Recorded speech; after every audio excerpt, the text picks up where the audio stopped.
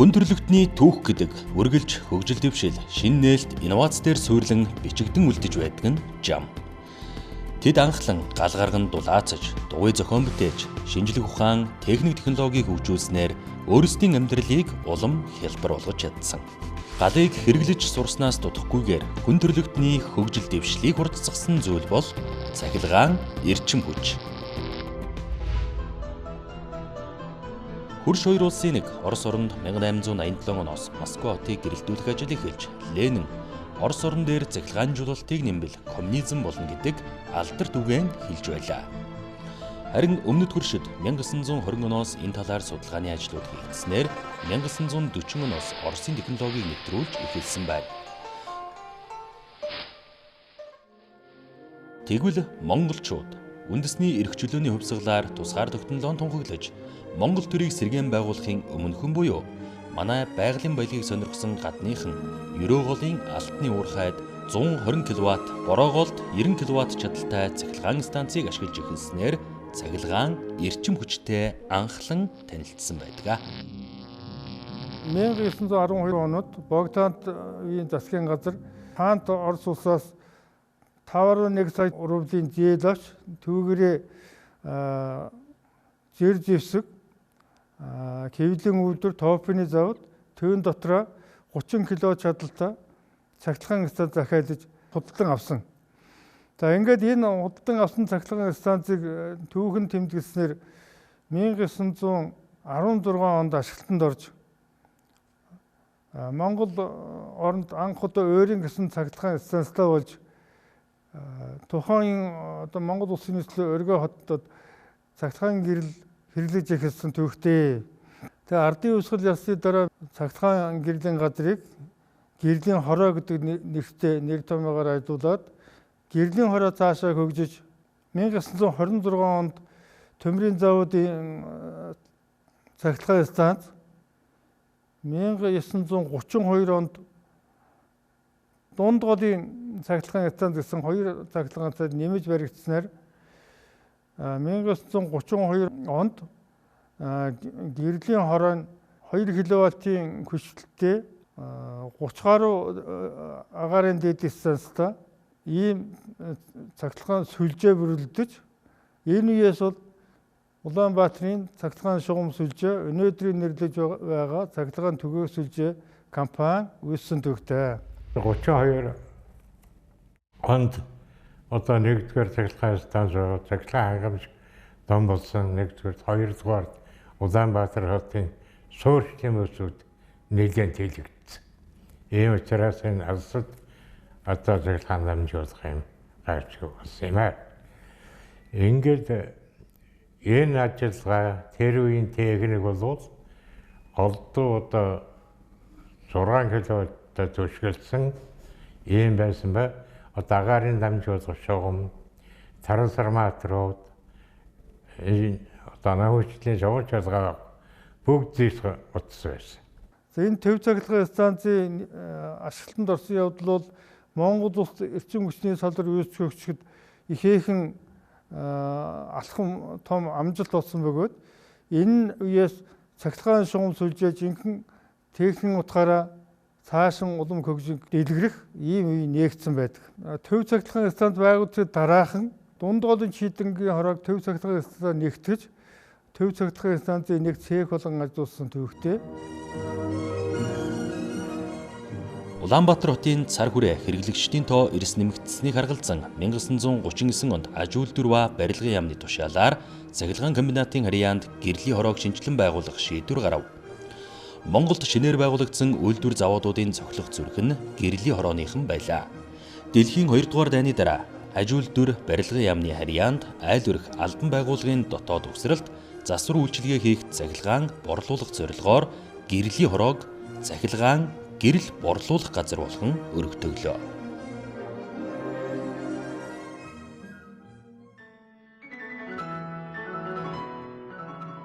Манай улс 1940-ад оны үеэс аж ахуй соёлоо хөгжүүлэх жилийн төлөвлөгөө гаргаж хэрэгжүүлдэг байсан бол 1946 оноос ард олонны саналыг авч 5 жилээр төлөвлөж эхэлжээ.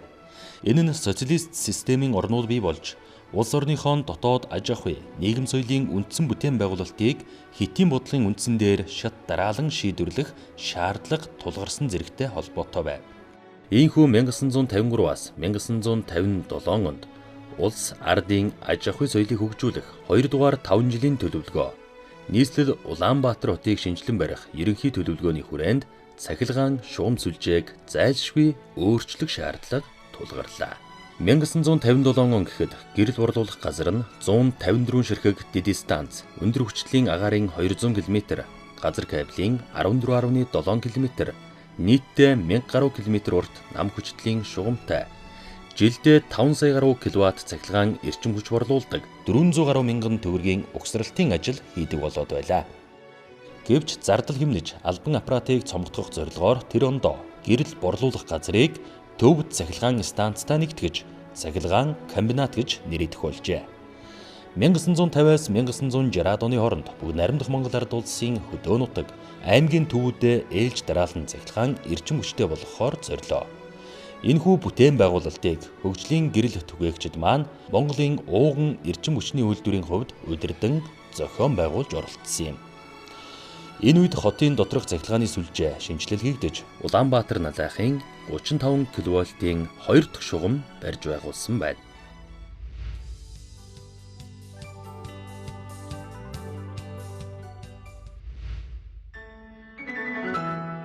(1959-өөс 1961 онд олон үйлдвэр орон сууц ашиглалтанд орж тэдгээрийг хангахад хотын шугам сүлжээний дамжуулах чадвар найдвартай ажиллагааны шаардлага хангалтгүй. Гэмтэл согог их гарах болсныг сайжруулах зорилгоор 1959 оны 7 дугаар сарын 1-нд цахилгаан ашиглалт монтажийн газрыг байгуулав. Тухайн үед Улаанбаатарт 180.8 мянган хүн амттай, 24 мянган орчим гэр, 500 мянган метр квадрат бүхий орон сууцтай болоод байлаа. 1965 оны 2 дугаар сард Улаанбаатар хотын цахилгаан шугам сүлжээний зураг төслийг хотын ерөнхий төлөвлөгөөтэй зохицуулан хийлгэх тухай бүгд найрамдах Монгол Ард улсын сайд нарын зөвлөлийн тогтоол гарсан байна.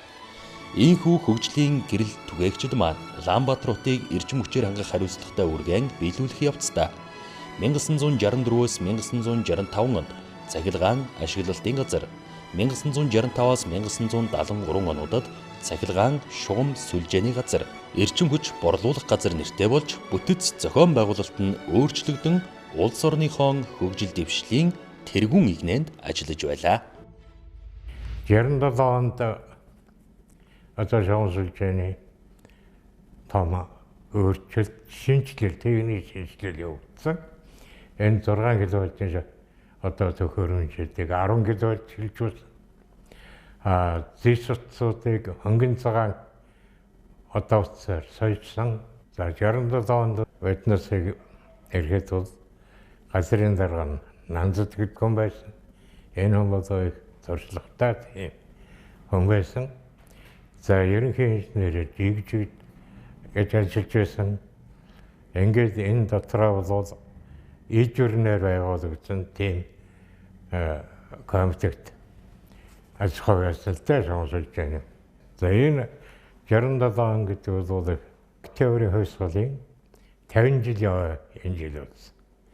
За энэ жил Дархан Улаанбаатарыг холбосон 110 кВт-ийн шугам одоо 3 дахь цахилгаан станцын хойрлох байгууламжтай холбогдож байсан. За энэ шугамыг дагаад Баянзогт, Баянжандман, Угтаад, Бадсанбэр гээд 10 кВт-ийн дэд станцууд одоо сангийн аж ахуйнуудыг төсөөлсөн дэд станцууд ажиллаж байсан. Эрчим хүчний борлуулах газар нь 1970 он гэхэд 248 ажлагчтай болж төв цахилгаан станцаасаа өргөх тусгаарлав. Түүнээс гадна үйлчилгээний хүрээгээ нийслэлийн хойд зүг, зүүн хараа, баруун хараа, Жаргаланд, баруун тийш, Шуун Папраг, Зүүн мод, Дорн зүг, Налайх, Ар устай, Баян дэлгэр хүртэл тэллээ. Эдгээр газрууд бол Улаанбаатар хотын иргэдийг Сүв сайл, төмс тариагаар хангадаг гол бүс нутгууд байсан юм. 5 дугаар 5 жилийн төгсгөл гэхэд төлөвлөгөөгөө 40 хоногийн өмнө 110.1 хувиар давуулан биелүүлж 53.9 сая төгрөгийн ашигтай ажилласан байлаа. Гэхдээ бэрхшээлгүй ажил гэж хаана байх вэ? Тэр үед шугам сүлжээний хувьд Аадар бороо орно, Ангитай бороо орно, Сосон шуурга тавина, Хаврын хавсарганд агарын шугмын шонгууд нэгэрээ биш ташраараа ундаг учраас хэрэглэгчид байнга цахилгаанаас тасалдаж эрэлт гомдол нь эсээ байдаг байсан. Тэр үед цахилгааныг сэргийхийн тулд манай хамт олон бол нэг өдрөөс нэгсэг өдөрч гэсэн цаа хоолгүй, өдөр шөнөгүй ажиллаж ил түмний гэрэлтүүсэн хойд ажилласаа буудаг тийм сайхан хамт олон байсан. Одооч тэр үүргээ амжилттай биелүүлж яваа.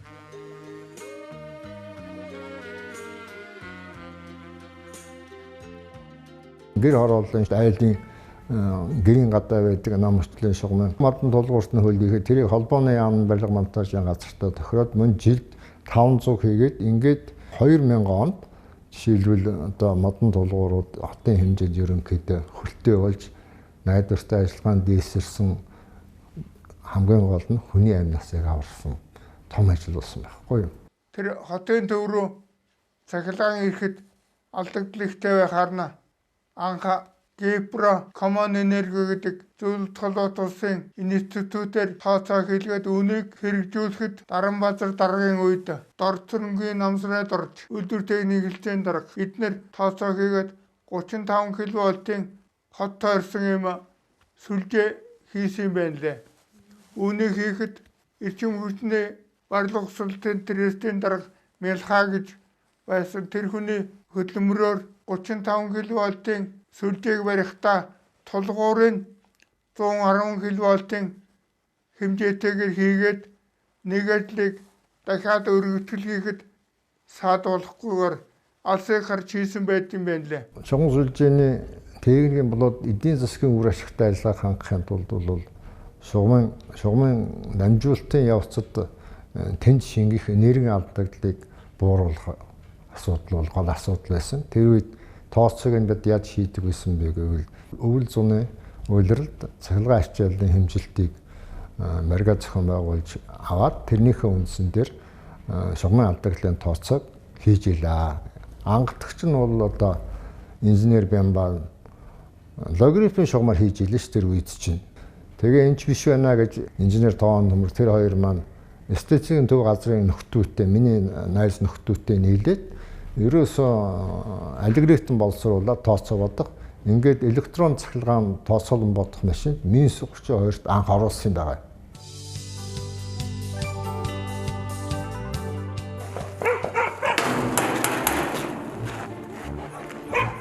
Аваа. Гэрлэн байцагч ирж байгаа шиг байна. Энд болтос аач.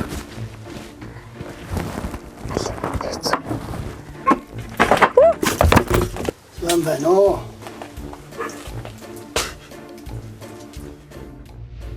Алдагдлал бууруулна гэд бас төвхтэй шүү дээ. Нүцгэн утастай байдаг байсан. Тэгэхээр нүцгэн утастай болохоор зарим нэг улсууд хулгай хийгээд цахилгааны тоолуурт оруулгүй урдуур нь авчихад ингээд байсан бай. Манайхан социализмын үед нуугаад хулгай гэж хэлж чадахгүй зүй бус алдагдлал гэдэг байсан юм. Тэгээ хулгай хийхгүй болохоор чинь улсад орох мөнгө нь шууд орно шүү дээ. За ашиглалт нь ингээд гайгүй болчлоо гэхээс зэрэг цаашаа хөгжүүлэх хэрэгтэй биз дээ шугам сүлжээг шин тийм ээ. Хөгжүүлэхийн тулд урдын сайхан инженерүүд бүр 60 хэдэн оноос эхлээд ерөнхий инженер байсан Яа Намсрай гэж хүн байгаа. Дараагаар нь жижиг инженер гэж байсан. Эдгээр бол хотын ерөнхий төлөвлөгтөө уялд бол хамгийн анхны Улаанбаатарын цахилгаан шугам сүлжээний шинчиллийн схем гэдэг юмыг 5 жилийн хугацаатай төлөвлөсөн байгаа. Тэгээд 3 дахьт нь миний ээлжид таарахгүй юм. Энэ бол би техникийн хэлцтэй байхдаа хийжсэн зөвхөн инженерийн сэтгэлгээ гарч хийж ирсэн 90 үе байхгүй юу. Ерөнхий инженер жигжтийн хийсэн схемийн дагуу ингээд 35 мянган вольтын агаарын шугамыг амьдруулах хэрэг гарсан. Ингээд одоо улсын төлөвлөгөөнд арга ядан байж жилдээ 35 түр станц барьж аргацааж ирсэн байдлаа яамн танилцуулаад ингээд улсын төлөвлөгөөнд оруулаад 1972-оос 80 онд бол хотын хойд хэсэгт цагаан даваа буюу одоо Доромт хоёрын тэн Чингис зочдуулаас хойш нь ингээд 2 дэд станцтай болсон.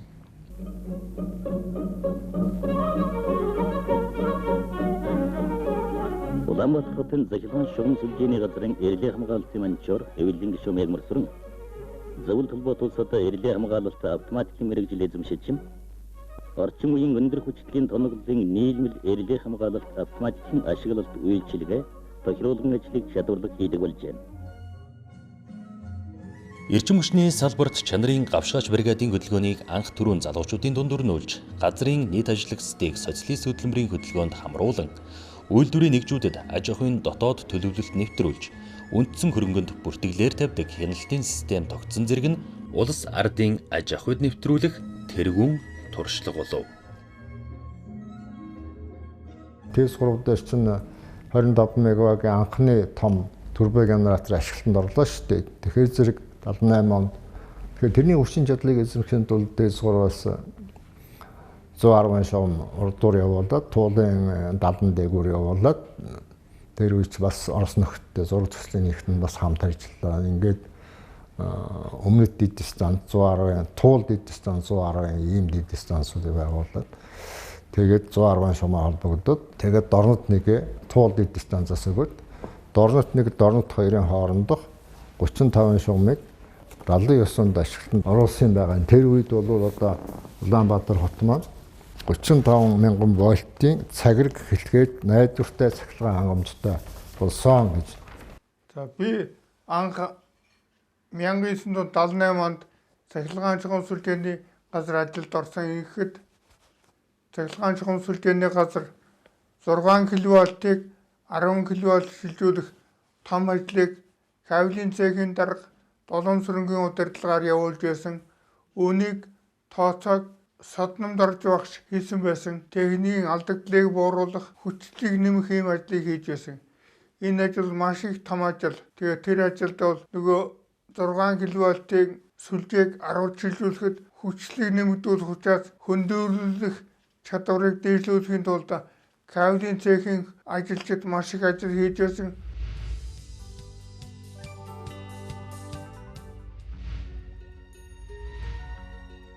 1980-аас 90 он хүртэл Улаанбаатар дэвтэргүй Монгол улсын хөгжлийн үйлдвэржилтийн алтан үе байсан юм шүү дээ. Яагаад гэвэл энэ үед Улаанбаатар хотод эдийн засгийн харилцан тусах зөвлөлийн гишүүн орнуудын тусламжтайгаар өрмийн тусламжаар цирк барилаа, өрмийн тусламжаар мебель картоны комбинат байгууллаа, Болгарын тусламжаар гахайн зовоод барилаа, мах комбинатыг Германы тусламжаар барилаа.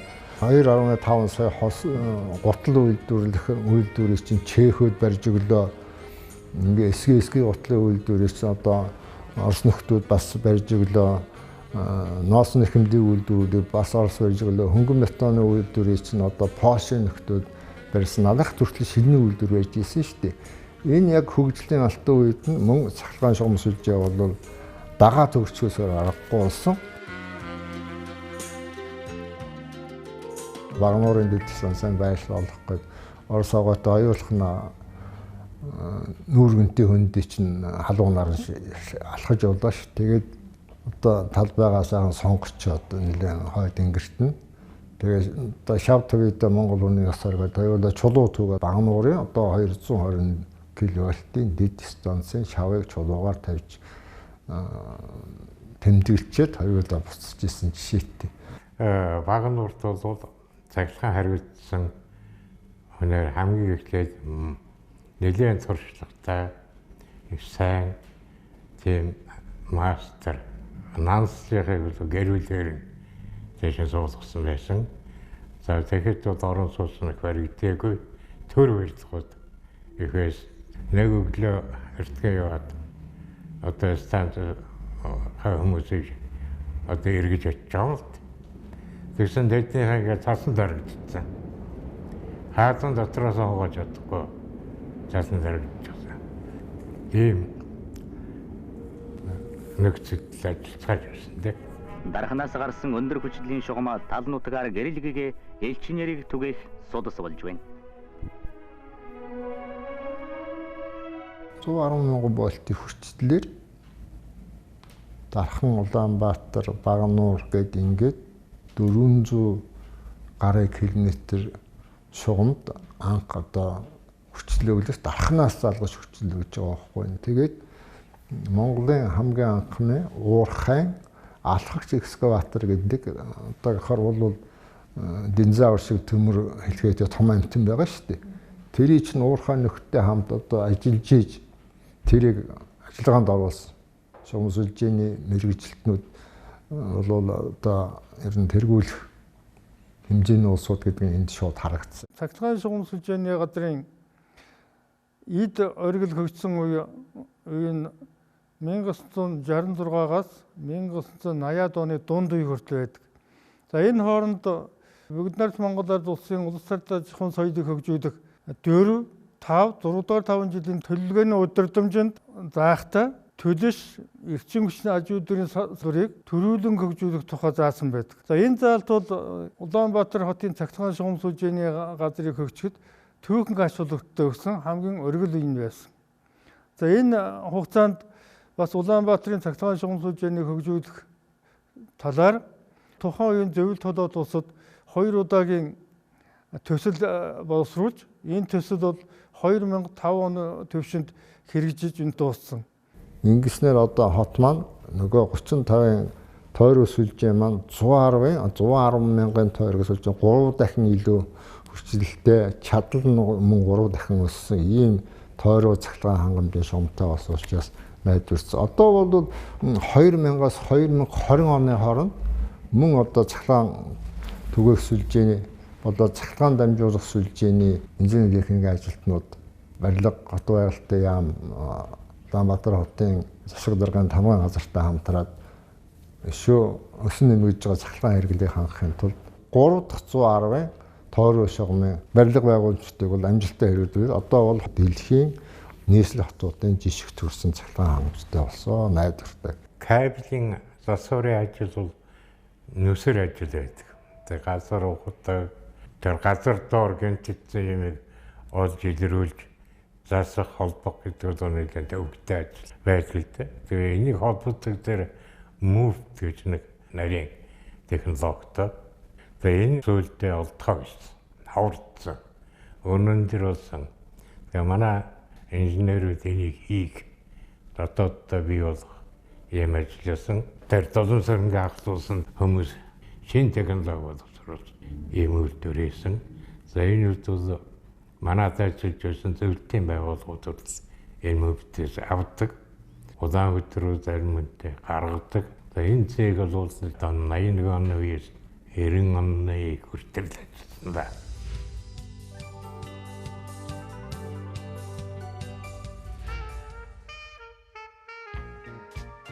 1986 оноос нийслэл хотын захын хороолол алслагдсан хэрэглэгчдийн цахилгаан эрчим хүчний хангамжийг сайжруулах, чанарын удирдлагын иж бүрэн системийг хэвшүүлэх, ажилчдын нийгмийн асуудлыг шийдвэрлэх зэрэг зорилт дэвшүүлэн ажиллалаа. Энэхүү зорилтынхоо хүрээнд тэрэлжид ажилчдаа үйл зөнгийг хүлээж авах боломжтой дулаахан амралт сувиллийн газар, байгууллагынхаа ажилчдын хүүхдүүдийг бүрэн хамруулах горих цуслангийн газар байгуулж 200-аад толгой малтай, 100-аад шахуу гахаатай, туслах аж ахуйтай болж өөрсдийн хүнс махны хэрэгцээг хангаж эхэллээ. За 1990 он боллоо. 90 он болоод манай дарга маань үйлдвэр аваад гарья. Би одоо 13 жил ажиллачлаа. Ингээд дарга өөрөө саналаа гаргаад хуллал доо. Тэгсэн чинь тэр үед чинь Монгол улсад ярдөө ер нь одоо үйлдвэрийн даргыг ажилтны саналаар сонгоно гэсэн ийм гарч ирсэн байхгүй юу. Тэгээд одоо ажилтнуудын итгэл хүлээсэн болохоор зэрэг одоо тэрийг даахаас явах гэдэг чинь. Чүмэрчин системийн даргатай 5 жилийн гэрээ явуулаад даргын ажил хүлээж авлаа. Хүлээж авсаа дараа бодогдлоо. Энэ чинь урд нь манай Нанзад дарга гэж сайхан даргаас Нанзад дарга үед би ажилд орж ирсэн юм. Дараа нь Нанзад дарга 13 жил ажиллаа хийчихэд дараагаар нь шин залуу инженер Цэрэнбаттын Хатанбаатар гэдэг хүн яамны манайхыг хариуцсан мэргэжилтэн байсан байхгүй. Ийд ажилласан ингээд манай хүмүүс тэр үед сайхан олон ажлууд хийсэлдээ ажилтны нийгмийн төлөө ажилтны салин урамшууллын төлөө их ажил хийсэн хүн байхгүй. Тэгээ энэ хоёрын зэрэгт би яаж хүрэх вэ? Ер нь дэмий чинь болсон юм болов уу? Нэгэнд амлалтсан ч одоо хийхс явах тий. Тэгээд Нөгөө л Орос нөхдөд гохгүй ажлын харьцаатай байсан. 3.8 сая рублийн 144 айлын өөрөөр 29 давхар 72 айлын сууц бариулахаар гэрээ хийчихвэ. Тэгээ одоо яаж төлөх вэ гэхээр гэрэн дээр чинь нөгөө нөхөрсөн 50% чи хатуугаар төлнө. 50% нь яг Монгол төгрөгөөр төлж болно. Ингээд 50% нь над дэмрэмнийх нь валют авах хэрэгтэй. Хүмүүсийн газар байхгүй юм чинь. Тэгээд аргаваараа тэгтээ чи бүтээгдэхүүнээ чи нийлүүлж шүү. Яг бяд барий гэж байгаа байхгүй юу? 92 ондоо багтаагаад ахлагын сумс үлжээ өсч өгсөний 60 жилийн оогоор сумс үлжээний 108 өрхийг халуун дулаан байгаар хангасан учиртай.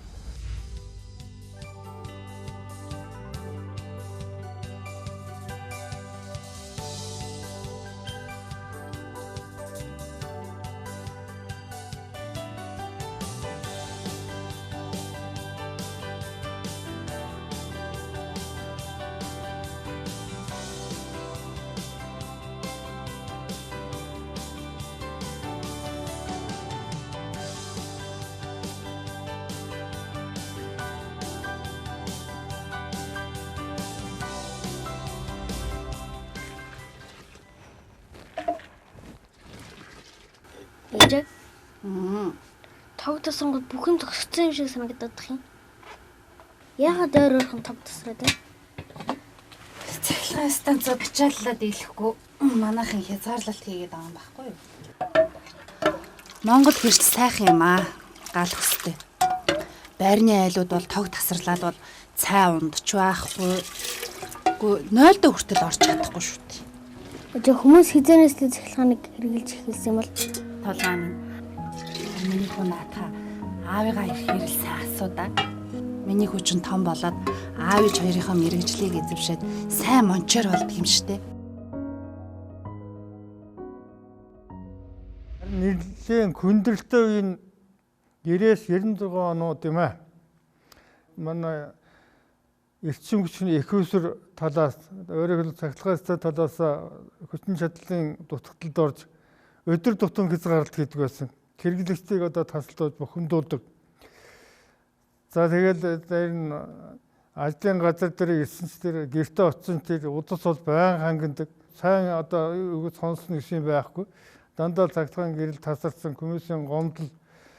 За тэгэл одоо дээр дуураас л янз бүрийн одоо удаа загнадаг байсан. Нөгөө талаар бас энэ зах зээлийн систем шилжсэн энэ үед бол энэ бас нэлээд одоо энэ төр техникийн ажлууд бас нэг ганцхан 8-нд явсан.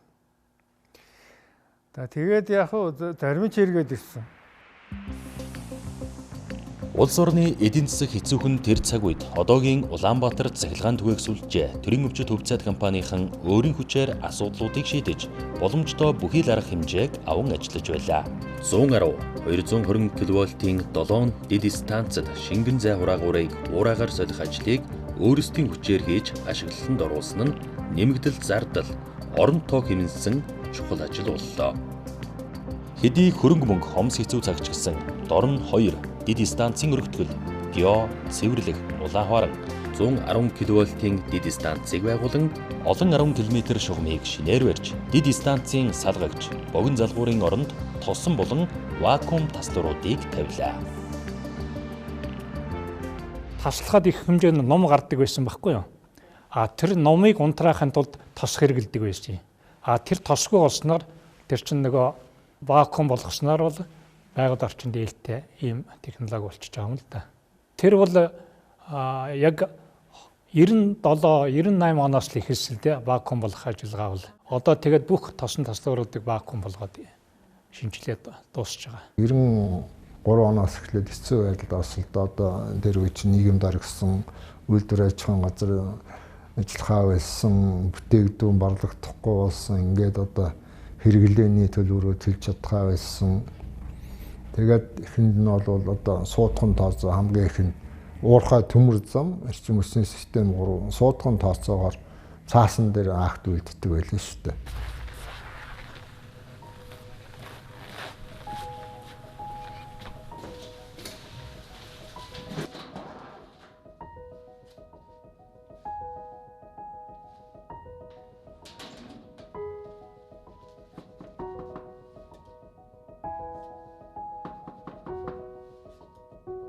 Хинбэ?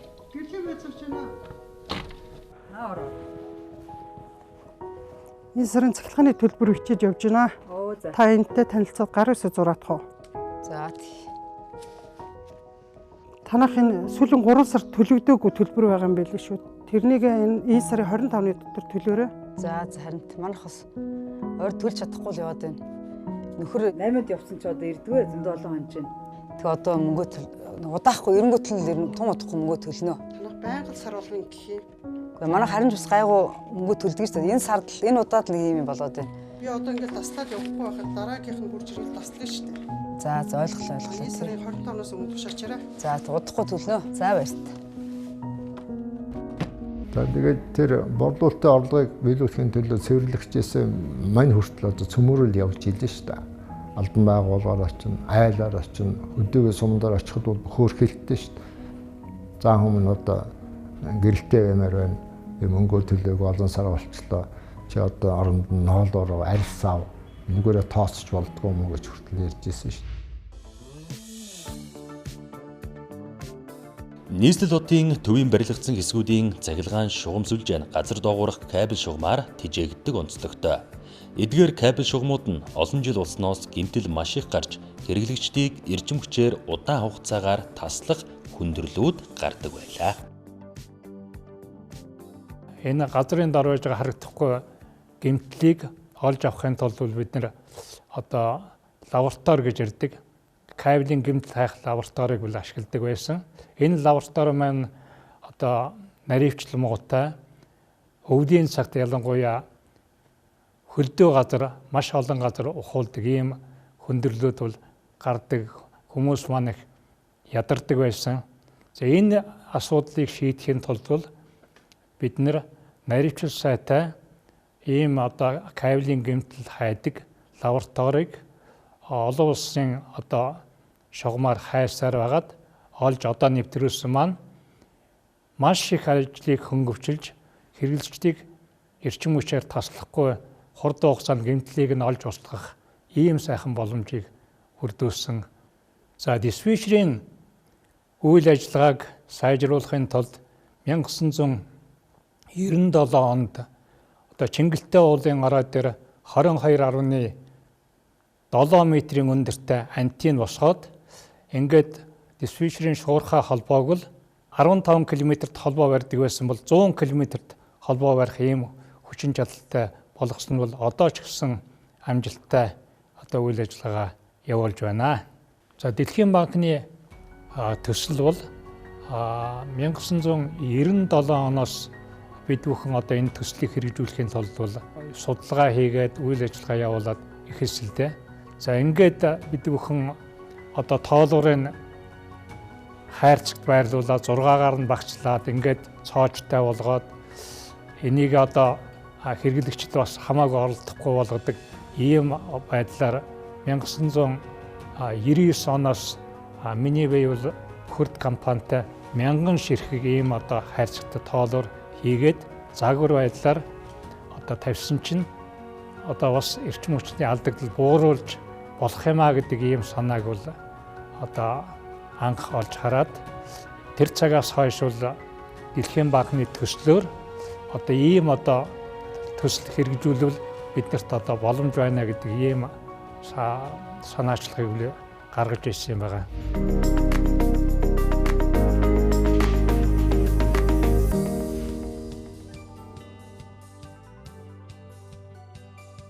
2001 онд эрчим хүчний хууль бүхэлдээ шинжлэгдэж, энэ үед үйл ажиллагаагаа явуулж байсан улсын үйлдвэрийн газрууд компани хэлбэр шилжиж байсны нэгэн адил Улаанбаатар цахилгаан шугам сүлжээний газрын сүрэн дээр Улаанбаатар цахилгаан түгээх компани бий болж компани хэлбэртэйгээр зохион байгуулагдлаа. За энэ үед бол Дэлхийн банкны алдагдал бууруулах төслийг хэрэгжүүлж энэ алдагдлыг бууруулах, борлуулалтын орлогыг нэмэгдүүлэх зайлшгүй шаардлага гарч ирсэн.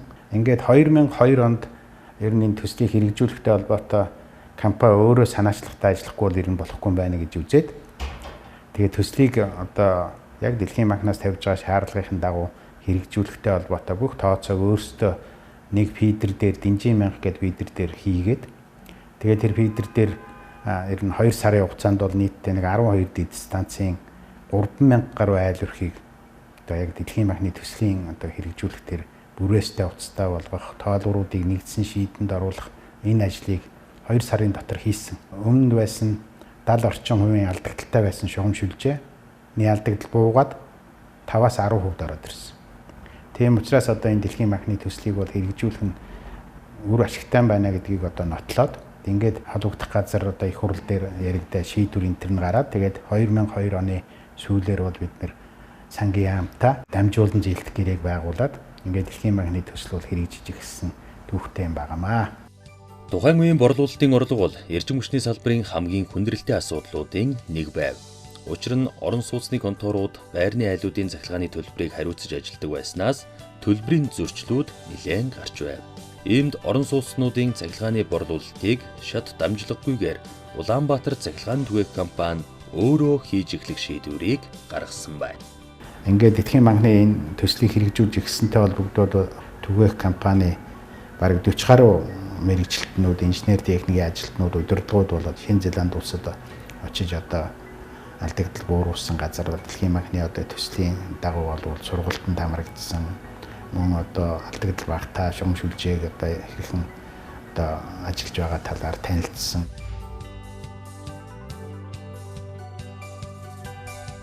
Энэ 2005-аас 10 оны энэ он жилүүд бол манай компани үйл ажиллагааны хувьд бол эргэлтийн жилүүд байсан юм. Өмнө нь Улаанбаатар цахилгаан түгээх сүлжээний борлуулалтын байцаагч нараа гэж ингэж хүмүүс бол ажиллаж байсан. Бүхэл зүйлийг тэр борлуулалтын байцаагч хийдэг байсан. Гэтэл бид бол энэ үдийг өөрчлөөд олон улсын жижигт нийцүүлээд нэг хэсэг нь бичлэлтийг хийн, нөгөө хэсэг нь авлагын гүйцэтгэн, нөгөө хэсэг нь талтыг хийдэг. За тэгээ зарим нь үр хэмжээнд хүлээж авдаг гэдэг энэ бүгдийг бол яг тодорхой үйл ажиллагаагаар нь тодорхой чиг чигээр нь дэг журмыг гаргаад ингэж салгаж хийж одоо өнөөгийн энэ түгээх сүлжээний үйл ажиллагаа дэг журмыг бол 2005 оноос эхэлж тогтоосон юм а. Хоёр дахь том ажил бол алдагдал бууруулах төсөл. Ялангуяа гэр оролын нөхдүүд бол гэрэл улаачлаа, зургатаа үдэж чадхаа байлаа. Манай хөргөгч бол ажиллахгүй байна гэж маш их гомдол гаргадаг байсан. Өөрөөр хэлбэл эрчим хүчний чадвар муутцсан, эрчим хүчний алдагдал ихтэй.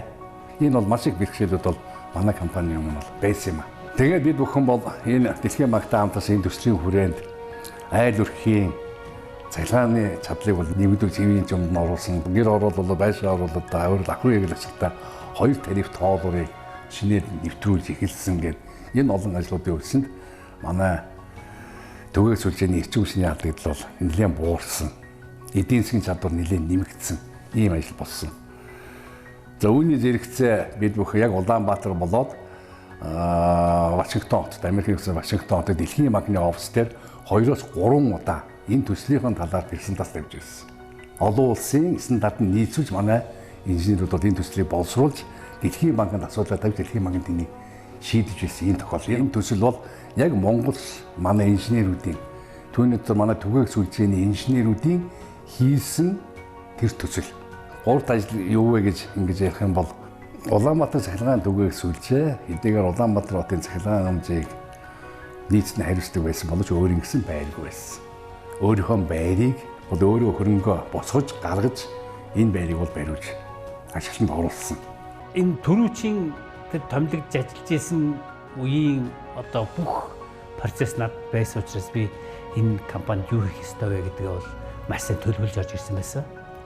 Тэгэхэд ямар завшаан тохиолсон гэхээр 24.2 сая долларыг дэлхийн банкнаас манай шугамшилжийг сайжруулах зорилгоор өгсөн байгаа. Өнгөтэй зээл. Үүнийг авахынхаа өмнө юу хийх ёстой вэ гэдгээ сайн төлөвлөж ийсэн. Сайн багтаа байсан. За миний ерөнхий инженер Ганзараг, Лувсангийн Ганзараг байсан. Борлуулалт хариуцсан захиралдаар өнөр цэцэг байсан. За бид гурав сайн байгуулж доороо маш сайн хамт олныг бүрдүүлж ажилласан байгаа. Тэгэд бид техникийн шинжилгээг зоригтой хийсэн. Дэлхийн банкны төслөөр хийсэн. Өөрийнхөө хөрөнгөөр хийсэн, парка шинжилсэн, автогараашаа бариад авсан. За тэгээд маш олон хөтүүдийн байрыг шинжилж шинэ байртаа болгосон. Үүний хажуугаар бид бас ажилчдын нийгмийн асуудыг суулгах өгөө.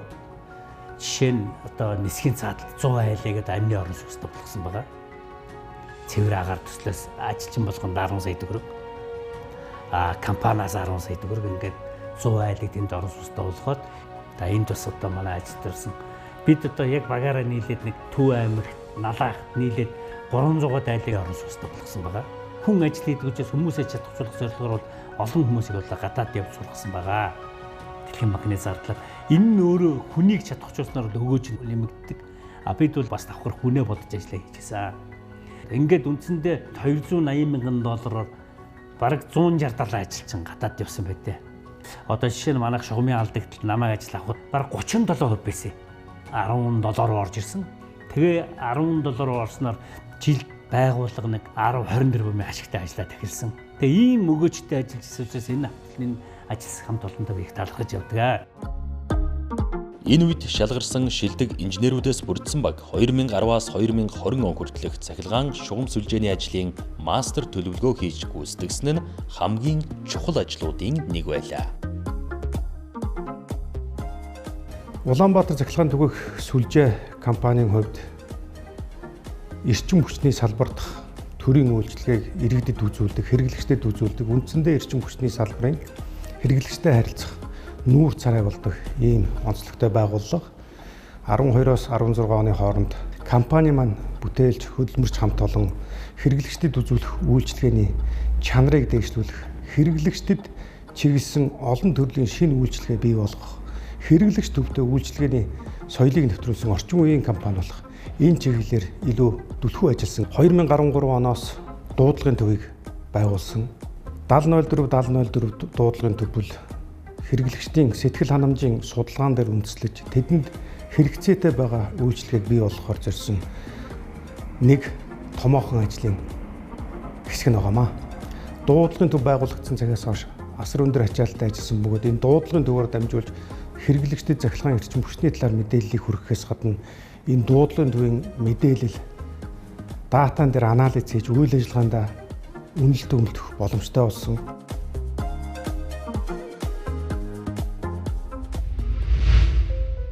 А-нод 200. Б-нод 200. 220. С-нод 200. С-нод 220. Төнгөөршил 400. За хүчлээ залгах уу? За залгачих одоо. Залгаад хүчлээ үзээд хэвийг шалгачих шин. За залгасаа хүчлээ. Чад. За шал сонсч байна. За эхний дуудлагыг аваад гэмтэл усгсан хэвийн байна. За ойлголоо. За одоо шингэлтэй дөрөв 11-р ороод Дэнжин 15-ын 317 сотоос дуудлага ирсэн байна. За Дэнжингийн дэлбээ 263-аас үзлэг хийгээд яраарай. Одоо ойрхон явж байгаа байна. Тэгвэл бид нар очиё. За ойлголоо. За хөө болчлоо хөө. Боллоо. Одоо танаа хүчил хэвэн болсон. Одоо бүх юм бүгдээр хэвэн болсон үүсгээд байгаа. Одоо бүх юм боллоо. Баярлалаа. За баярлалаа. За мөн MyTalk CGM гэж одоо бол олон 100 мянган хэрэглэгчид хэрэгжилж байгаа энэ онлайн төлбөр тооцоо, гэрээгээ өөрчилдөг ийм системийг шинээр бий болгосон. За энэ систем маань мөн тухайн үед одоо үндсэндээ Монголд анхны онлайнаар гэрээгээ байгуулдаг, гэрээгээ өөрчилж болдог, төлбөр тооцоогоо хийж болдог, хэрэглээндээ хяналт хийж, хэрэглээндээ мониторинг хийж болдог ийм системийг бий болгож хэрэглэгчдэд санал болгож байлаа. За мөн компанийнхаа үйл ажиллагааг хэрэглэгчдэд илүү хүртээмжтэй болгох, ажиллах хүчний нөөцийг зөв удирдахад чиглэсэн гадуур ажиллах хүчний нөөцийн удирдлагын систем буюу GES системийг 2015 оноос ашиглаж эхэлсэн. За энэ бол Улаанбаатар цахилгаан түгээх шиг одоо нээлттэй орон зайд үйл ажиллагаа явуулдаг олон 100 хүн гадуур ажилладаг ийм компани зайлшгүй хэрэгтэй. Энэ GES систем ажилд оруулсны хүчинд бид хэрэглэгчдэд үйлчлэгийг илүү түргэн шуурхай болгох, дуудлага барагдуулах, дундаж хугацааг багасгах зэрэг олон эерэг үзүүлэлтийг компанийн үйл ажиллагаанд авчирсан. За 2015 онд диспетчерийн хяналт удирдлагын SCADA системийг мөн ажилд оруулж одоо ашиглагдаж байгаа энэ орчин үеийн диспетчерийн хяналтын систем шинээр ажилд орсон. За энэ систем бол анх орохдоо 40 цагийг хяндаг. Ийм системийг Монгол залуучууд, Монгол инженерүүд анх ажилд оруулснараа онцлогтой. Эрчим хүчний алдагдлыг 19.4%-аас 15.9% болтол буулгаж илаа. Түгээх үйл ажиллагаанд техник тоног төхөөрөмжийн шинжилтийг жил болгон хийж, улсын төсөв, нийслэлийн төсвийн хөрөнгө оруулалт болон компанийн хөрөнгө оруулалтаар жилдээ 40-оос 50 тэрбум төгрөгийн хөрөнгө оруулалтуудыг хийж техникийн шинжилгүүд хийгдэж байлаа. Энэ үед Улаанбаатар хот маань өсөн өргөжиж хэрэглэгчдийн тоо жилдээ 25-аас 35 мянгаар нэмэгдэж исэн ийм жилүүд байсан. Тэгэд энэ хэрэглэгчдийн тооны өсөлт буюу Улаанбаатар хотын төлөлт Улаанбаатар хотод шинэ хэрэглэгчдийн холбоо үйл ажиллагаанд бол онцгой ач холбогдлыг тухайн үед өгч ажиллаж ирсний хүчинд бид түгээх сүлжээний маань хэрэглэгчдийн тоо 200 мянгаас 350 мянга болтлоо өссөн ийм он жилүүд байсан. Энэ үед Монголд анхны аморфус алдагдал багтай трансформаторыг түгээх сүлжээнд анхны трансформаторуудыг оруулж ирж хэрэгжилж эхэлсэн. За антисептик гуайлан буюу чансан гуайлан модыг Оросын холбооны улсаас оруулж ирж тэрэлжийн 35 кВт-ийн цахилгаан дамжуулах агаарын шугамын муудсан багнуудыг сольж одоо шинжилж байлаа.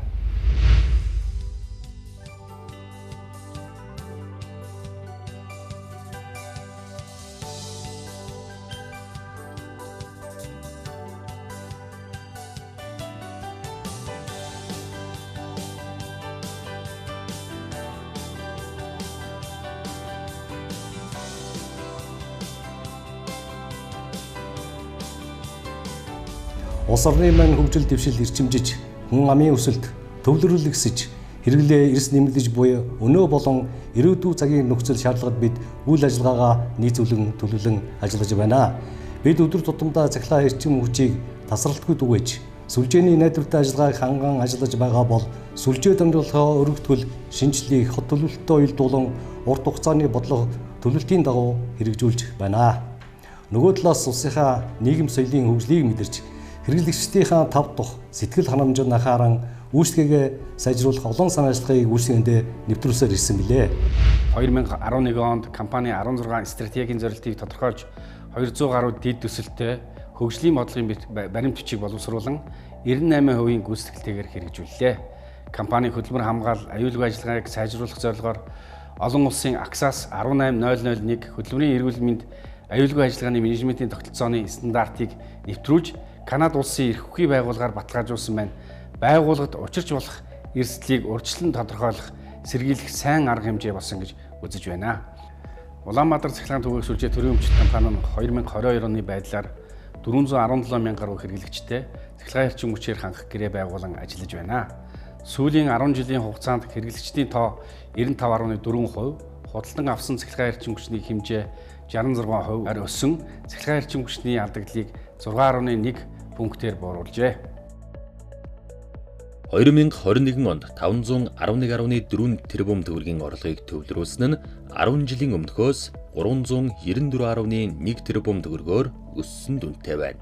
Өнөөдөр компанийн суурилагдсан хүчин чадал 4042.6 мегавольт амперт хүрч, өөрийн болон гадны эзэмшлийн 35 кВт-ийн 274 дэд станц, 6-аас 10 кВт-ийн хуваарлах байгууламж 106, 6-аас 10 кВт-ийн 4804 дэд станц болон 10,000 гаруй километр цахилгаан дамжуулах шугамын ашиглалт үйлчилгээг хариуцсан ажиллаж байна.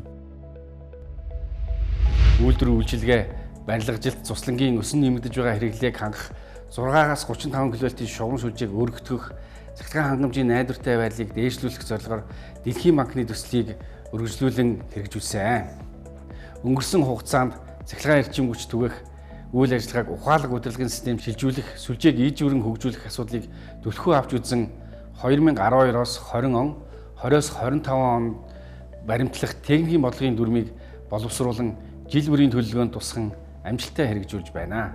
Энэ ажлын хүрээнд 6-аас 35 кВт-ийн хөндөрүүлсэн саармаг гормыг Монгол улсад анхудаа эрдэстив газар дуулгын горимд шилжүүлэн сүлжээний дотоод хэт хүчлэлийг бууруулах, эрлийн хамгаалтыг сонгох чадваруудыг сайжруулах, тоноглолын ашиглалтын хугацааг утасгах төслийг 2015 оноос үе шаттайгаар хэрэгжүүлж 35 кВт-ийн 8 дэд станцыг бага омын эсэргүүцлээр, ТЭЦ 3-ын 35 кВт ил хуваарлах байгууламжийг өндөр омын эсэргүүцлэлээр газардуулсан. Газарлагын хамгаалтын 264 шугамд тавьснараа хүн амьтанд аюултай байдал үүсэж байсан эрсдлийг бодиттой арилгаж, сүлжээний дотоод хэт хүчлэлийг бууруулан шугамын тоноглолыг ажиллах хугацааг уртасгаж чадлаа. Улаанбаатар хотын утаа бууруулах асуудалд хувь нэмрээ оруулан гэр хорооллын хэрэглэгчдийн 4/1-ийг хамарсан цахилгаан халаагуурыг хэрэглэх болцоог бий болох үүднээс 29 тэрбум төгрөгийн зардалтай багц 1, багц 2 төслийг амжилттай хэрэгжүүллээ. төсөл хэрэгжүүлэх явцад эрчим хүчний яам, эрчим хүчний зохицуулах хороотой нэгт хамтран ажилласан бөгөөд жил бүрийн өвлийн улиралд үзүүлсэн тарифын хөнгөлөлт түүнийг дагалдан гарсан ачааллын өсөлтийг найдвартай хангахын тулд UB56 төсөл болон бусад техник зохион байгуулалтын арга хэмжээг авч ажилласан. Төслийн ажлыг бодлогын дүрм тусган шинжилгээний ажлуудтай хамт хэрэгжүүлсэн бөгөөд энэ ажлын хүрээнд 6-аас 10 кВт-ийн фидрийг бүрэн бүрээстэй болгох, зориултын арматурыг хэрэгжилж шугамын ашиглах хугацааг 40-оос багагүй жил болгох, автоматжуулалт, SCADA системийг нэвтрүүлэх, горим ажиллагааг сайжруулах, ачаалал хөнгөлөх, 6 кВт-ийн хүчлийн сүлжээг 10 кВт руу шилжүүлэх зэрэг олон ажлыг хийж ирлээ.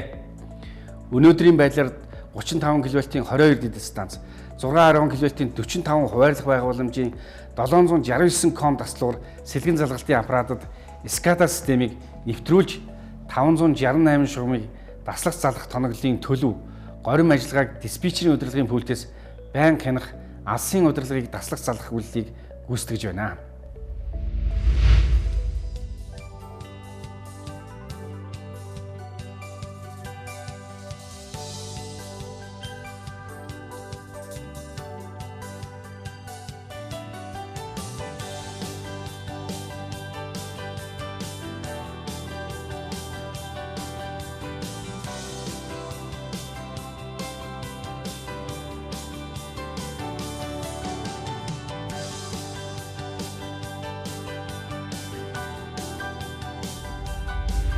Аливаа байгууллагын, аливаа улсын хамгийн үнэт капитал бол хүн байдаг.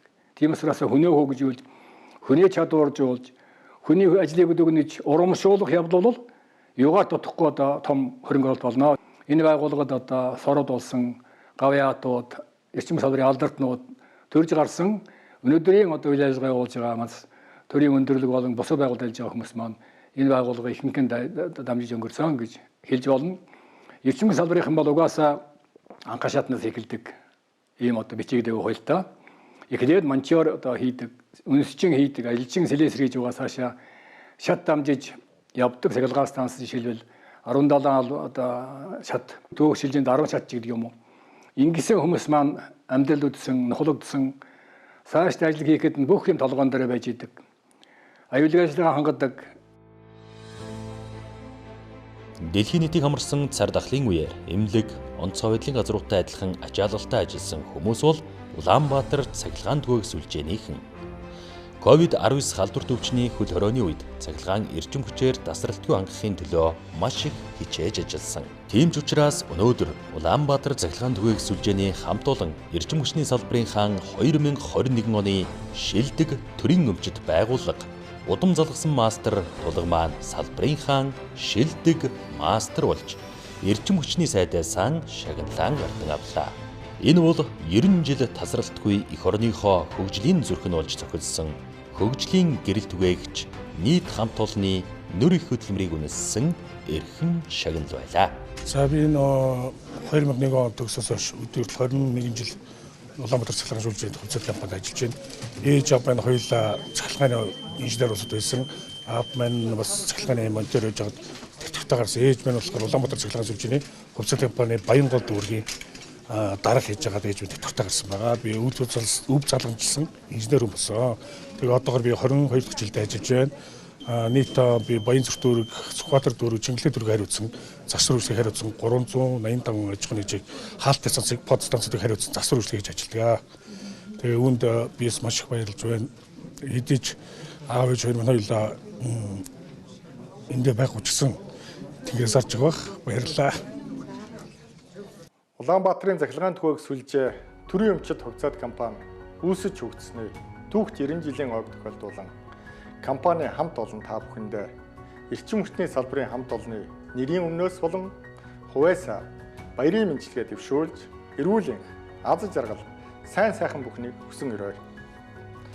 Өнгөрсөн хугацаанд техник технологийн шинжилтийг амжилттай хэрэгжүүлсэний үр дүнд түгээлтийн алдагдлын хэмжээг 30%-аас 13.4% бууруулж чадсанаар Монгол Улсын эрчим хүчний салбарын нийт борлуулалтын орлогын 50 орчим хувийг тус компани хамт олон дангаар төвлөрүүлэн ажиллаж байна.